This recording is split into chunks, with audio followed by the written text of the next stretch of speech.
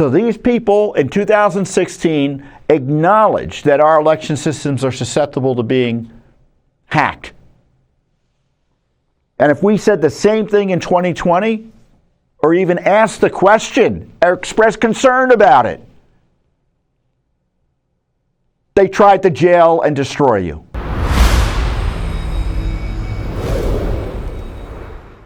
Just before I came out, Tulsi Gabbard, who is the Office of Director of National Intelligence, runs that office, released and declassified information about the Russiagate smears of Trump. And the documents show that the Obama gang and Comey's FBI and CIA and the deep state intelligence agencies basically rushed through a process to create the fake news that the Russians wanted Trump to win. And what Tulsi's report or information shows is that what had happened was the initial report was the Russians didn't and couldn't interfere with our elections. They may have wanted to, but they wouldn't have had much impact. Certainly they couldn't access our systems in a way to change the elections. But that wasn't what the Obama gang wanted. They wanted to smear Trump.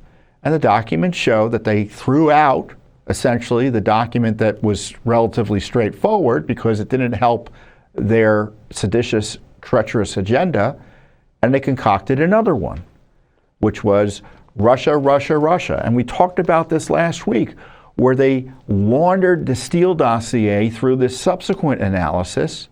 The Steele dossier was the fake garbage created by the Clinton campaign, paid for in partnership with the FBI to smear Trump and to use it to undermine his administration and try to get him thrown in jail. And so the details of this document are really incredible. So Tulsi posted a series of tweets that are very effective in describing what the issues are about. So let's go through it one by one because it's worth the time, because the media is not going to tell you about this, but I will. The creation of the Russia hoax, as I described, real intel assessment, Russia and criminal actors did not impact recent U.S. election results by conducting cyber attacks on infrastructure. As I noted, that was the initial conclusion. Okay, so, and that happened shortly before Trump won. This was around September of 2016.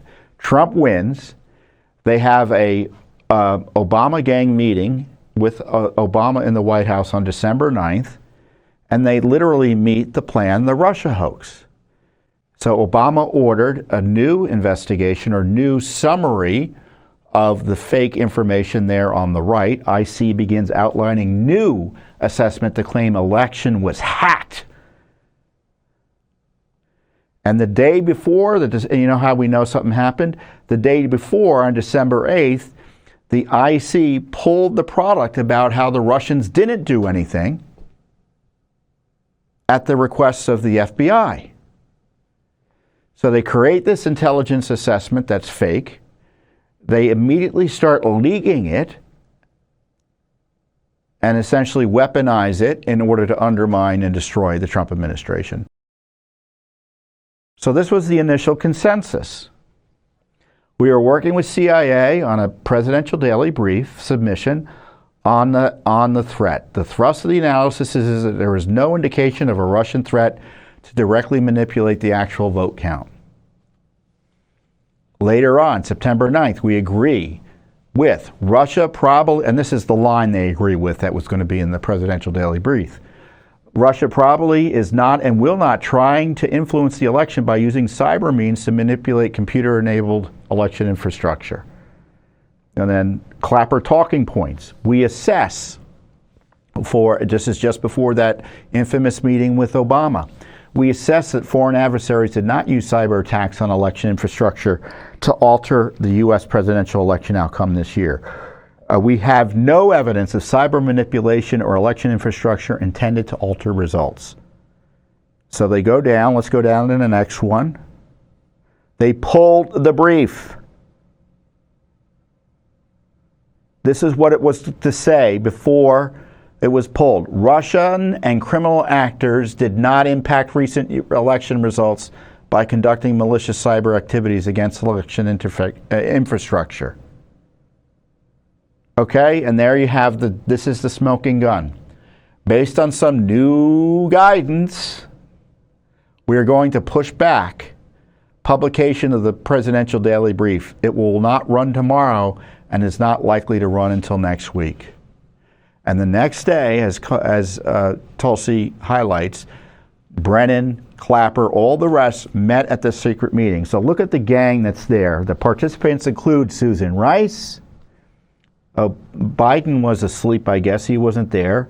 John Kerry, Victoria Nuland, Adam Schusman from Treasury, Loretta Lynch, Justice Department, Mary McCord, Justice Department, Jay Johnson, top DHS official, the chief of staff at the time, Dennis McDonough, Neil Eggleston, who was type White House counsel, top lawyer, Andrew McCabe for the FBI, the corrupt Andrew McCabe, the corrupt John Brennan for the CIA, etc. Ben Rhodes. The IC is prepared to produce an assessment per the president's request. So Obama got the operation going to get Trump. Let's go down to the next tweet. And this was the fake news reports. Though Russia has long conducted cyber spying on U.S. agencies, companies, and organizations, this presidential campaign marks the first time Russia has attempted through cyber means to interfere in, if not actively influence, the outcome of the election.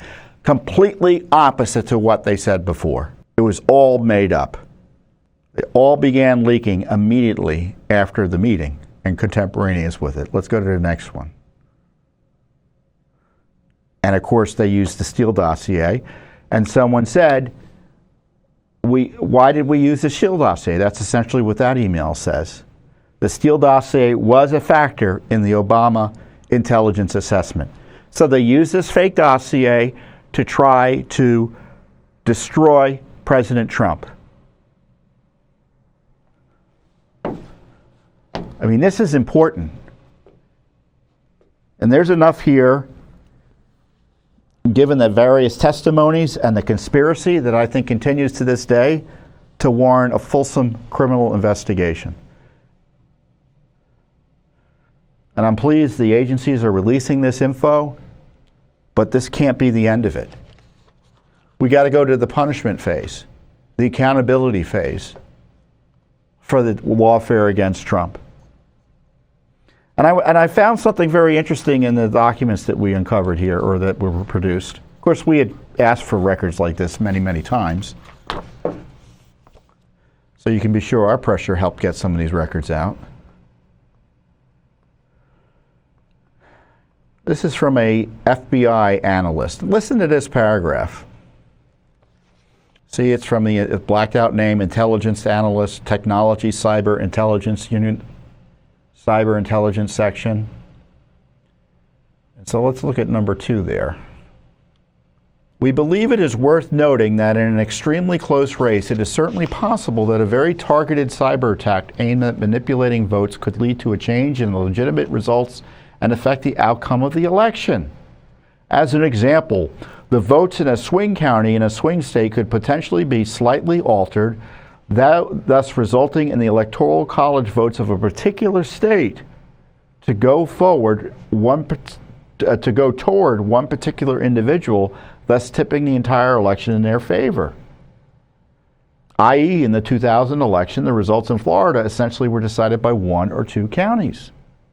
Although this is unlikely, it certainly remains a possibility, and one that can't be discounted due to the high impact, even with the disjointed nature of U.S. electing technology. So here we have, just before the 2016 election, an FBI intelligence analyst sharing with other top officials in the United States government that, yes, our election systems are subject to potential hacking by foreign actors in a way that can affect the outcome of the election. And it seemingly is easy to do. You don't need to do it nationally. All you need to do, go into a select county or select state, and you can get it done. Now, if you made that allegation, as you recall, around 2020, you were sued, you were disbarred, you were targeted for censorship, you were threatened with jail. In fact, you probably you could go to jail already if it weren't for the election changing the leadership of the Justice Department. So these people in 2016 acknowledged that our election systems are susceptible to being hacked. And if we said the same thing in 2020, or even asked the question, or expressed concern about it,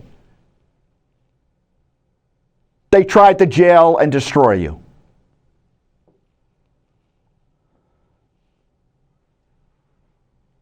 Yeah, so I'm ticked off about this Russia stuff.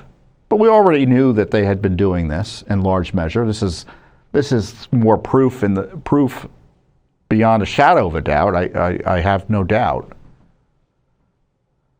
But this is really outrageous here. It shows you how dishonest our whole system is, isn't it? I mean, not only the Justice Department was trying to jail you for thinking like this, even though that was standard analysis. You had the big tech platforms censoring you. Heck, we still get throttled and censored over this garbage, raising questions about 2020. We still get censored online. Judicial Watch does. I've been censored repeatedly over the issue.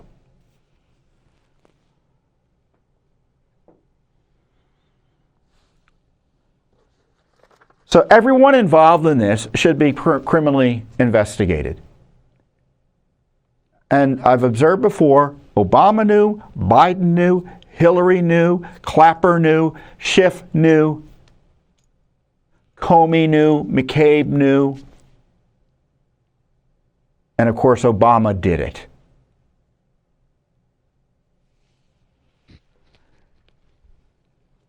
And no, it's not too late to impeach Obama. They impeached Trump, proceeded with impeachment proceedings against Trump after he was president. They should do the same for Obama. In the least. Thanks for watching. Don't forget to hit that subscribe button and like our video down below.